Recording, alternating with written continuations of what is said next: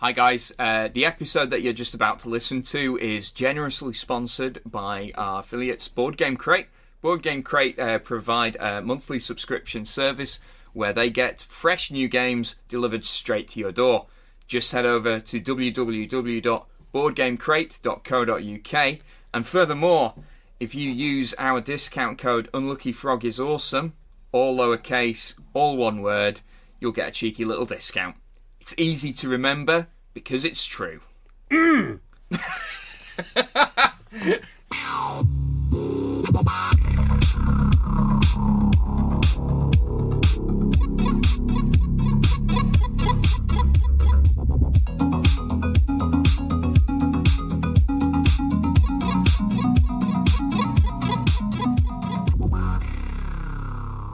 Hello and welcome to the Unlucky Frog Gaming Podcast. I'm your host, Ben Porter, joined by my co-host, Charlotte Porter. Hello.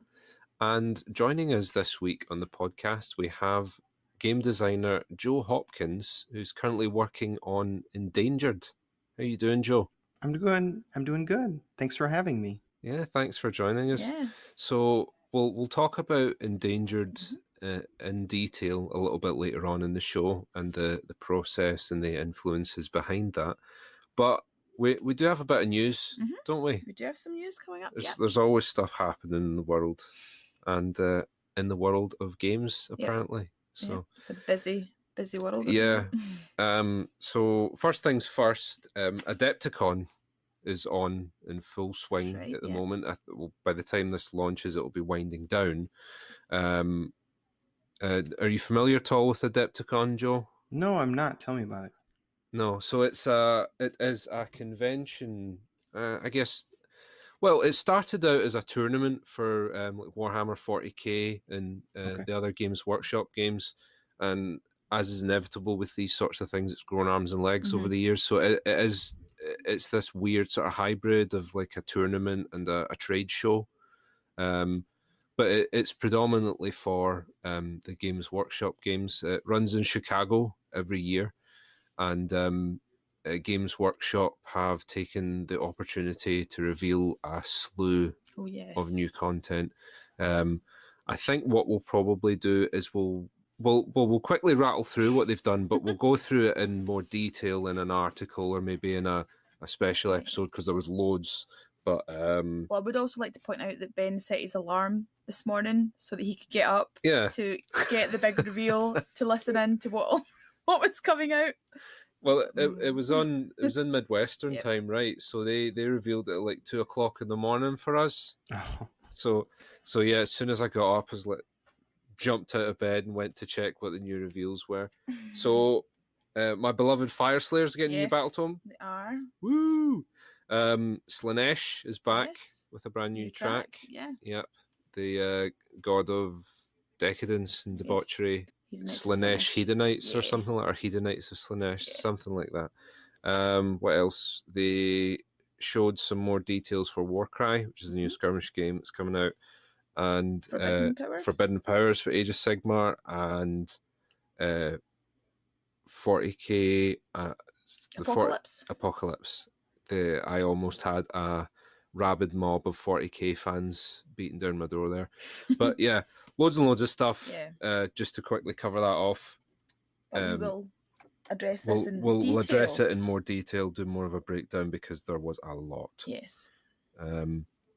But in other news, there's a couple of Kickstarters probably worth mentioning. First of those is Weta. That's Weta Workshop, who probably most well known for their work on Lord of the Rings, but they've done like special effects and makeup and props for loads and loads of films. But they've started doing board games as well, and most recently they've taken to Kickstarter to launch a District 9 board game. I have seen District 9. I haven't seen the game, so interesting. From what I'd seen in the comments, and I know the comments is like the sort of internet equivalent of looking under a rock these days, but there were quite a few people that were of the opinion, like, of all of the IPs that Weta have worked on, why District 9? Yeah. And I suppose that there's maybe a little bit of merit to that argument, because I don't think District 9 did so well in the box office, from what I can recall. Yeah, no. I've not seen it. I don't know. It's a weird film, though, isn't it? Oh yeah, it's weird. Yeah, because it's quite an interesting way of highlighting the sort of institutionalized racism. Using the way that the aliens are maligned. It is an odd choice for a board game, but at the same time, I think they're going for a sort of Rising Sun, Blood Rage style thing, where you've got different factions vying for control of the district. So, and the miniatures and everything look really neat. Yeah. I don't think it's doing too well at the moment, though. Okay. Which I was quite surprised about. It's got 20 days to go, and I think it's about 39% funded. Okay. Usually, the first day and the last day of a Kickstarter are the ones that bring in the most money. So if they're only at 39% so far, they need some more help. Yeah, definitely. Yeah. It's worth a look. It looks like a great game, and like anything that Weta do, it looks extremely polished. Yeah. What they've shown of it so far. So fingers crossed that they make it with that one, because it'd be pretty neat to see it out in the wild. Yeah. But I guess I'm a little surprised that a company, look, they're a heavyweight, aren't they? Yeah. It's weird to see something like that happen. Other Kickstarter news. Oceans. Tell us a bit about Oceans, Charlotte. Well, I didn't know that Evolution was a series. Yeah. Evolution was a standalone game. It's happening all the time. Indeed it is. Yes, so Evolution has a new, I don't know what you call it. New iteration, I guess, episode. All themed around the ocean. Yeah. So I haven't had a chance to look at it myself. But I'm quite keen to see. It looks absolutely stunning. I mean, irrespective of what you think of the way that the Evolution titles play, the artwork is spot on, I think. Have you had a look at Oceans yet, Joe? I did look at the artwork. I didn't realize. So, is it an expansion or is it a separate game? So, from what I understand, the Evolution series is a series of standalone games. Okay. I think they do have some mechanics and things in common. But the likes of Oceans, that's obviously going to be a completely different ecosystem, right? And there's going to be some different mechanics because it's marine life. Whereas I have only played the original Evolution, which is just like, I guess you would call it like plains animals or something like that. It's Land that animals. kind of idea. Yeah. So as someone that's always been quite fascinated by like sea creatures and the things of the deep, it's nice to see them having a go at that, because they always go for this really trippy, surreal looking art, but they use like anatomy of real creatures, so it's still relatable. It's not too alien, but it's got a nice psychedelic vibe to it. What I'm excited for is the names of the animals, because I know that it took us a while to realise what was happening is that so on the instruction sheets at the back, it gives you, depending on the traits you play, it will tell you what your animal could be named. But we didn't realise that there's two methods of doing it. So one of them, there's the very serious and proper Latin names, and then there's the ridiculous ones. Because I was like, why are yours so good when mine's called Pokey Sleepy? Like, what? So you obviously had the there was one that was really bizarre. It was like Nom Nom Pointy or something. It was called. You and Iona were using them, and then like Mark and I had like Indominus Rex and all these really badass sounding animals. Yeah. I don't understand. But it's that game, Oceans, the most recent one, has been very successful in Kickstarter. I think it's something crazy like 950% funded. Wow. Yeah. So it's clear that those are quite a popular series of games. But I was saying to you just before I came on the show, Joe, that there seems to be a bit of a trend at the moment, certainly with regards to theming games towards the sort of oceanic things. Have you noticed that? Yeah, I've noticed there have been quite a few games that have come out recently having to do with nature and having to do with conservation. Spirit Island was last year or the year before. There's Ocean Crisis is on Kickstarter right now. That's right, yeah. And then there was like a polar bear saving game. My game Endangered is going to be coming to Kickstarter April 2nd. So yeah, and you see this happen not just with this kind of game, but like all across the gaming industry. There's trends that come and go. We're just wrapping up like a roll and write trend where everybody was putting out roll and write games. I mean, they're still coming out, but I mean, deck builders like that trend was kicked off by Dominion, and then there's tons of deck builders, and again, those are still coming out too. But you see that happen often. So right now, we're in a nature trend, which is great. Yeah, it's quite a nice. I mean, I was one of those weird kids that kept all sorts of strange animals growing up. I had fire-bellied toads, green tree frogs. I had an anole at one point. Oh wow! And I had all sorts of different fantail fish. So yeah. And you want to get a mudkip at some point? Yeah, and that is to say, it was an axolotl, not an actual I can't remember what it's called. Just called mudkip. Yeah. No, I yeah. So it's I like animal themed things. So I'm well and truly in my element at the moment with this particular gaming I think as trend. well, it does show a consciousness on what's going on at the moment. Yeah, because it's a very current theme. It's a very current affair of what's going on, especially looking at endangered species, looking at pollution in general, looking at what's going on. So I think it's a very conscientious theme. Yeah, it's very relevant to the world right now. You're not building an ancient city or building a space station in the future. It's happening right now. It's relevant. It's timely. Yeah, it's tangible, isn't it? Yeah. So do you think that there's been a catalyst for this trend, or do you think it's just one of these things where someone does it and then everyone's like, oh, people like that, I'm going to do that? Because I think Ian McAllister had mentioned a while back that there's almost like a 1-year lead time on like trends within the games industry. So when Mad Max was out in the cinema, about a year after that, you saw quite a few sort of post-apocalyptic type games. What do you think has precipitated this? Been the catalyst. This I'm not trend. Sure. I think it's mostly coincidence in this particular case. I can't think of anything that really kicked it off. I've been designing Endangered for 3 years now, and it was I wanted to do a cooperative game, and I looked at what kind of themes I could do that were relevant to right now, and I think it was there was an empty space there. That niche hadn't been filled, and so a lot of people kind of tried to fill it, I guess. But you see this kind of overlap happen in the game industry. I actually designed a game called Olympus. That was my first game I designed. And then a game called Olympus came out.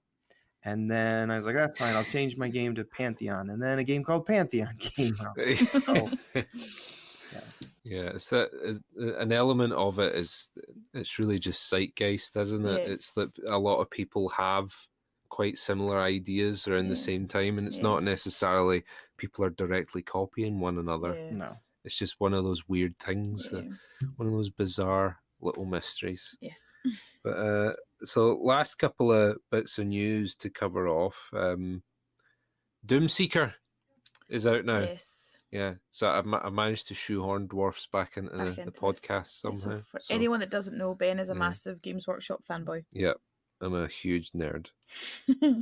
So Doomseeker is a card game where you are a dwarf slayer and you need to try and get the coolest death. Oh, so are you slaying dwarves, or are you you're a dwarf? No, right, okay. So dwarf slayers.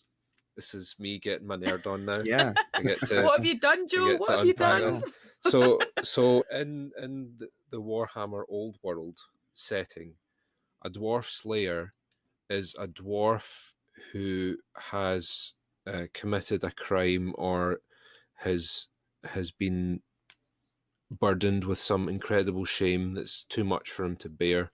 And so in order to atone for his crimes, he gives up all of his worldly possessions, takes up an axe, and he shaves his head into like a big orange mohawk so that everyone knows that he's taken the Slayer's oath. And then he goes out to find an honorable death in Mortal Kombat.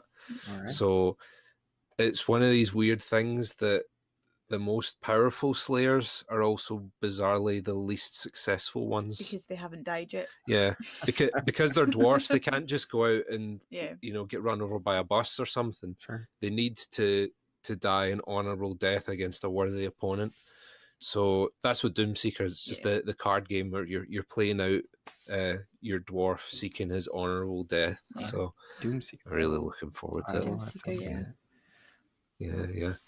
And then the last piece is I feel obligated to do this for Tom Mannering because yes. we talked about deck builders earlier. Are you a fan of Legendary at all, Joe? I've played it a little bit. I haven't played a ton. Right, just so I know whether or not I'm about to offend you with what I'm No, going to say next. So that's I hate Legendary. Yes, you do. But it has a huge following. Tom loves it. You're quite a fan. Yes. I think Josh quite likes it. So a lot of people will be pleased to hear that they are changing up the distribution model for Legendary.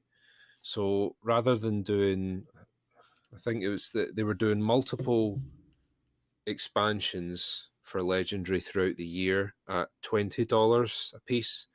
What they're doing is they're going to lump them all together into one box with hundreds of cards in it for $30. Makes sense.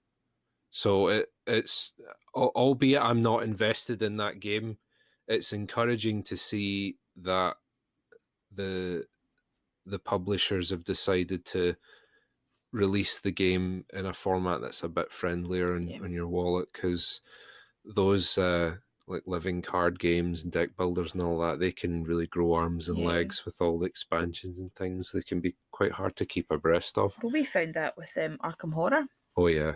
Do you play any like living card games or anything like that, Joe?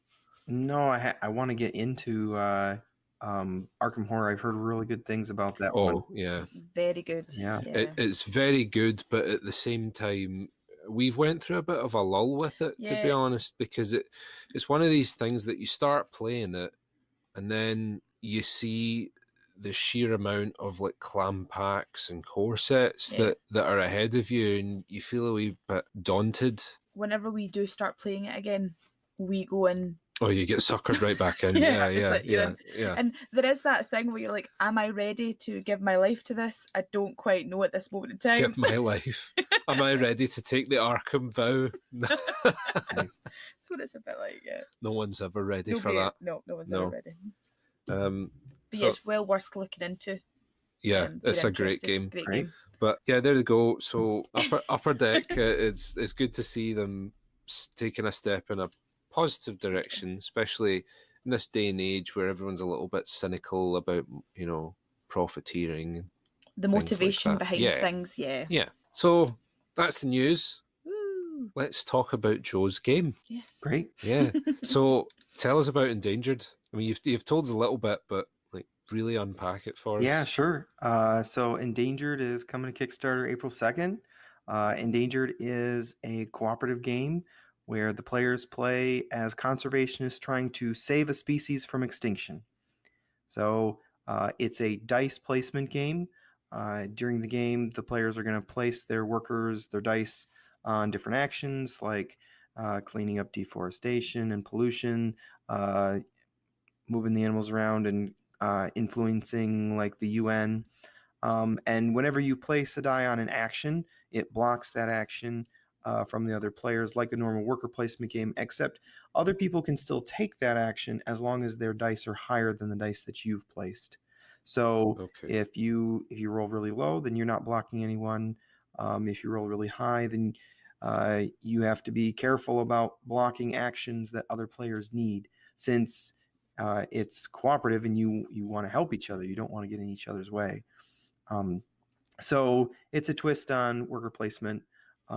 The base game we'll have tigers and sea otters, and so it's 2 different scenarios. One of the stretch goals will be the panda scenario, and then we have a stretch goal for the sea turtles scenario. So, yeah, lots of really exciting things happening. We're finalizing things, and yeah, looking forward to it. Coincidentally, they are all animals I think that everyone loves. Yeah. Yeah. I don't know. I think if you don't like any of those animals, there's probably something wrong with you. Was it Chris Packham, I think, that said that we should all just let pandas die out?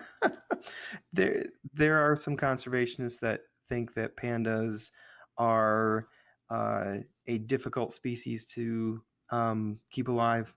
Yeah, when I was doing research on all of these different animals and the threats that they face, each animal has 1 or 2 like major threats, major things that are causing problems, and pandas have quite a few. So, but Namely themselves. but actually, I started designing Endangered when pandas were still classified as endangered, and they are no longer classified as endangered. So we're keeping the scenario though as a what I'm calling a celebration of all the work that conservationists have done to help these animals. They're also still a conservation dependent species. So, but I mean, like you say, it works out quite nicely for the game that one of the species can serve as an example. There's a happy ending there. This is what you want to achieve. You can save these animals. So when I've read a little bit about the game, and you've got interactions with the UN, and then you're managing the population levels of this species. Does Endangered share similarities with other crisis managements currently on the market? Like, I guess like a lot of people might equate it with Pandemic. Yeah, whenever you make a cooperative game, you're going to get compared to Pandemic, which is fine, which is okay. It has the same game time. It has the same level of interaction between the players, discussing and cooperating. So there's no hidden information. There's no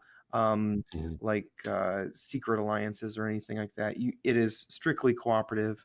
That being said, there's not a lot of similarities in terms of like moving your guys around the map and cleaning things up.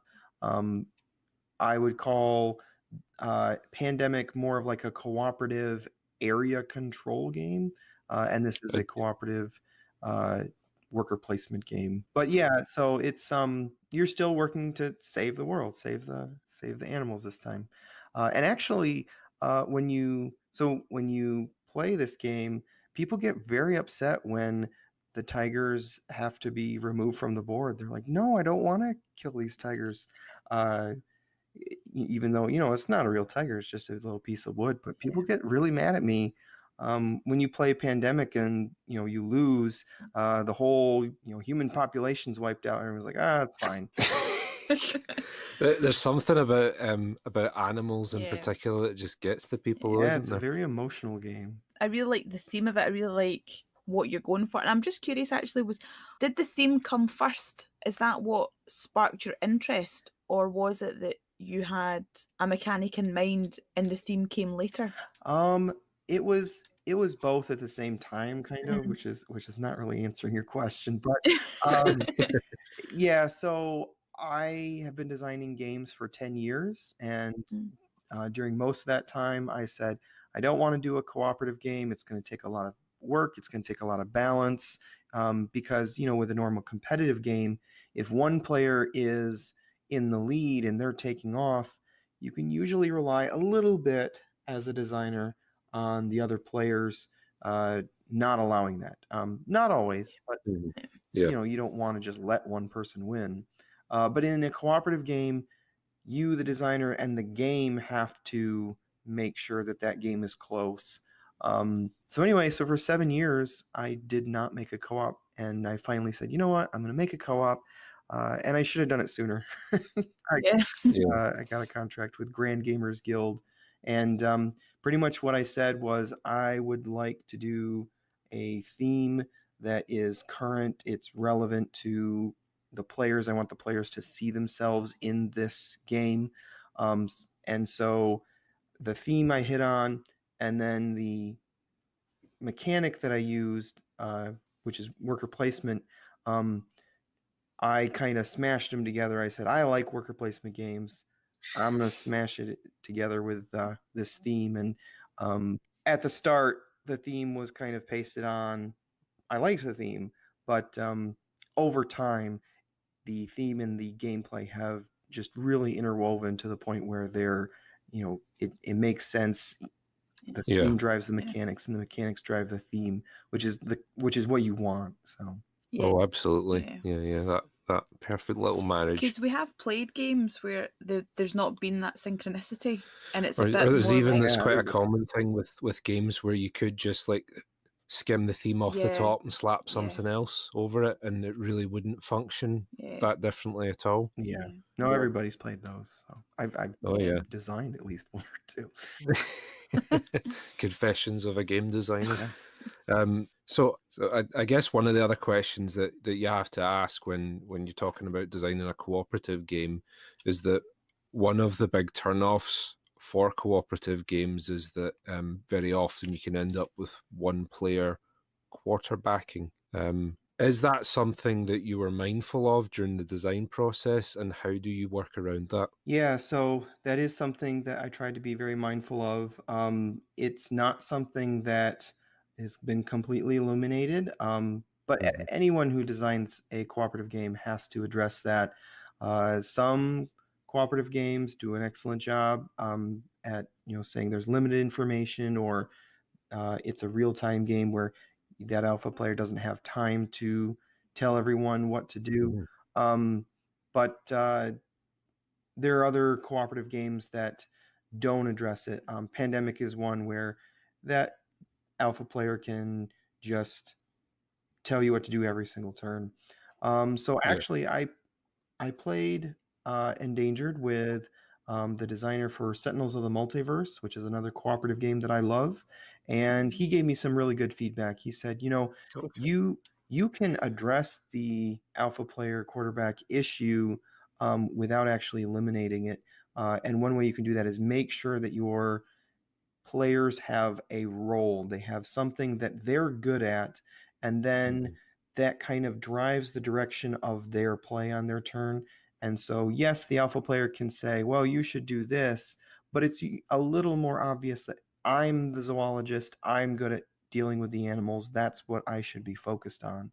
I'm the lobbyist, and so I should be focused on helping get the UN ambassadors agreeing to help the species. So yeah, each player plays as a specific conservationist with their own abilities and their own deck. And so, usually your turn, you roll your dice, and you can do any of these actions, but usually it boils down to 3 or 4 actions that you have available, and it ends up generating a lot of conversations of which of these 3 or 4 actions should I be taking. And the dice themselves actually also help with that. Previously, it was just a worker placement game where you just place your workers, and that alpha player could actually plan out 3 or 4 turns ahead of time. Now, since the dice are in the game and it's dice placement, you don't know what you're going to roll next turn, so you can definitely decide, what's optimal this turn. But don't block that because I don't know what I'm going to roll next time. There's a little bit more randomness. That was a suggestion from the publisher, which was really great. Yeah. So if you go onto the Grand Gamer Guild website, there's a little bit of a preview of Endangered, and there's some examples of artwork for the game. I think in particular, my favorite picture is the one of the sea otters. Oh yeah, absolutely. Yeah. So how much interaction did you have with the artists during the design process? Yeah, so the artists did a really good job. The artists were Beth Sobel and Ben Flores. And yeah, the game looks amazing. I had spent a lot of time researching the different threats that these animals faced, and so I tried to make sure that I had some example pictures that they could go off of based on those threats. And we wanted to, it was a difficult line to walk with the artist because we didn't want the game to be too cartoony, but we also don't want it to necessarily be too realistic. Like we don't want to see like dead animals on these cards. So making sure that the art was tasteful was a difficult thing for them, and I think they did an amazing job. Absolutely, yeah. It definitely it radiates warmth, but the animals are all immediately recognizable as what they are. Whereas we talked about oceans earlier on, the sort of pseudo mythical animals, but Endangered, it's that's an otter, but it's portrayed in quite a stylized, artistic way. When you've talked a couple of times about the different threats facing these species, I mean the obvious ones being hunting and environmental destruction. Do you feel a responsibility as someone who's producing games to sort of carry the torch, as it were, with regards to sustainability in games with components and that sort of thing? Yeah, so the environment has always been a passion of mine. It's part of the reason why I chose this theme. But yeah, it's something that I've been trying to teach to my son, like making sure that we leave the earth the way that we left it or better. So yeah, we've talked about like components and how to make sure that we're being responsible. Grand Gamers Guild is going to be donating money to a conservation group. If you go on Board Game Geek, and for every thumbs up you give to the pictures, the art, he's going to give $1 to the Center for Biological Diversity, and we have a partnership with them. There's actually going to be a pledge level where they can the people pledging on the game can purchase a copy for the Center of Biological Diversity to give a copy to an education group or a school. So yeah, we're trying to make sure that we're being responsible. So the board's going to be double-sided, and pieces are going to be double-sided, and I think it's still going to be shrink wrapped. Not anything I can do about that. No, I mean you can't win them all, but we do what we can with what we have. People like to open the shrink wrap. I know it makes it feel new. It's new. When it's in the it sort of keeps it all together as well, doesn't it? Because it would go all over the place otherwise. But I think you can actually make shrink wrap from like plant-based materials now. Don't quote me on that, but I think there's some. If not, we should develop it. No, I'm fairly certain that there is some way of making that now. I mean, because we talked a while back on the podcast about how Lego are exploring plant-based plastics for all of their kits. I think they actually made a pledge to have them all made from plant-derived plastics. I think it was by 2020 or something like that. It was quite an imminent date, But it's a subject for another podcast, I think. Could talk about that quite in depth. But before we wrap up, Joe, for people that are interested in Endangered and maybe want to acquire a copy themselves, where do they need to go? So it's going to be on Kickstarter April 2nd through April 26th.